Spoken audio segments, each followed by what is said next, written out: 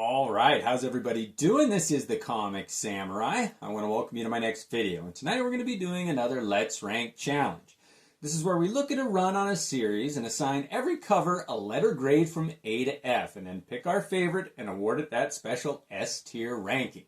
Tonight we're going to be looking at Marc Silvestri's The Darkness series. So let's go ahead and jump right in. First up, we got this issue number 1/2, put out by Wizard Magazine. It was a mail away, and I had to wait a couple weeks, but I did eventually get this one in the mail, and I loved this issue. It was a great introduction to that storyline.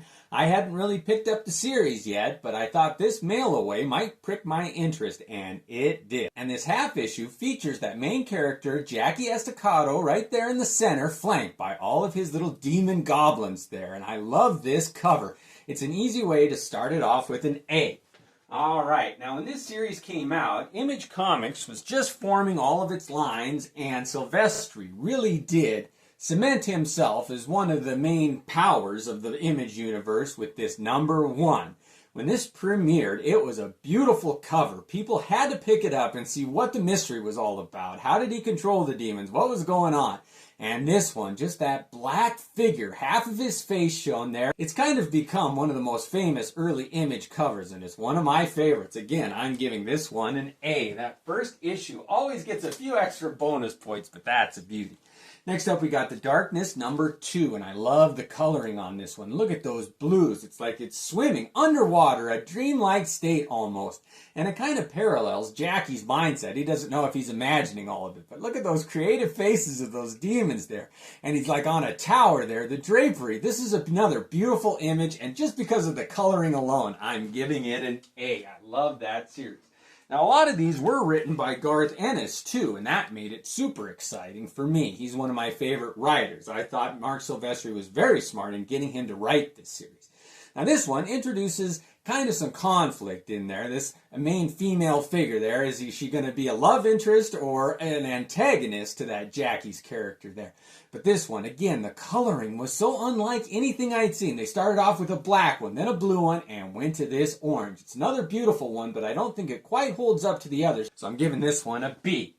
What a fun series this was. Next up, we got The Darkness number 4, and this is a halvesy cover, and you know I'm a sucker for those. I love when half of the image is shown, and you can cover it up and make out one image, and then cover up the other half, and you've got a totally different cover there. It's a 2-for-1. I love that. This is a fun one. It sums up the Darkness's characters here, and I'm giving this one an A. All right, moving on, we got Darkness number 5 here. Now, this one features an up-close image of one of his little demons or goblins there. And I love that. You wanted to see what they really look like there, and I'm a sucker for hand covers, too. This one with the smoke, the coloring. Marc Silvestri, he was in his prime when he did this series. This one's getting a B. I love that cover. What a fun series this was. Next up, we got number 6. Now, the series wasn't without some of its Garth Ennis-isms, and it did have some pretty scatological humor, but it did have some great covers, too. Marc Silvestri's art just uplifted this whole story in this one. Look at the blue in the background there. It's spooky. It sums up what the essence of this comic book is, and I just think they nailed it again on this one. I gotta give this one an A. I love that cover.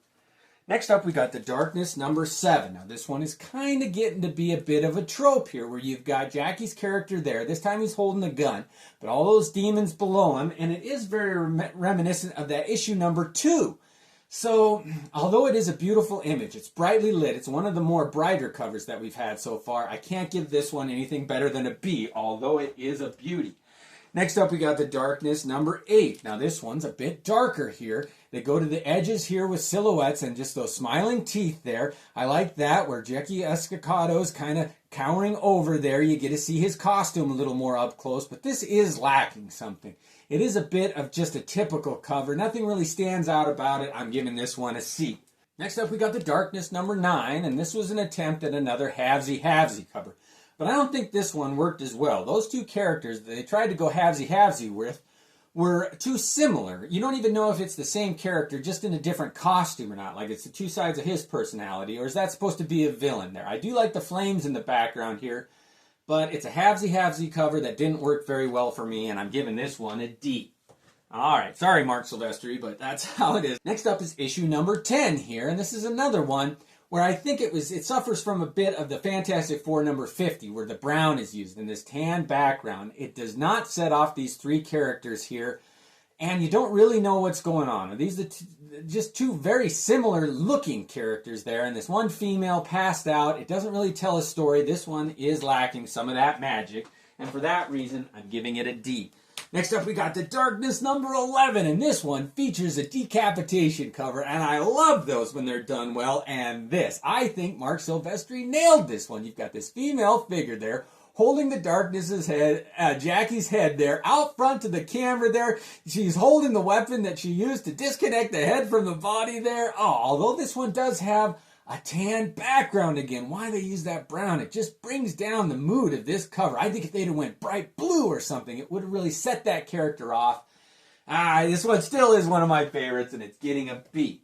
All right, finally, we've got The Darkness number 12, and Marc Silvestri put one of the demons with like an umbilical cord. It's supposed to look like he's in the womb or something on this one here, and I do like the lighting of it, but look at how big and odd the head is on that cover. It is kind of a compelling cover. I like the colors. I do like the inking techniques that they use, but it's lacking that main superhero, the story, the heart of it, Jackie Estacado. And for that reason, I can only give this one a C. All right, we've taken a look at all of these covers here. We're going to go ahead and look at the ones that I put in that A tier here. We've got issue number 6 that's dark with that blue background. We've got that halvesy cover. We've got this beautiful towering one here, that first issue of the black cover, and that issue number half there. I got to go with this halvesy here and this number 1. Which one of these do I like better? Oh, it's going to be a close call, but I got to go with this halvesy cover on issue number 4 here. I just love how Marc Silvestri did that one. And it does kind of represent the two main characters in the comic too, with Jackie's character on one side and all those little demon imps that he can kind of command or control on the other side there. This kind of catches you up to the story all in one singular image, and Marc Silvestri could do that unlike anybody else. Well, thank you for joining me. Let me know what other characters, runs, artists, writers you want me to take a look at and rank. Thanks for joining me, and have a great night.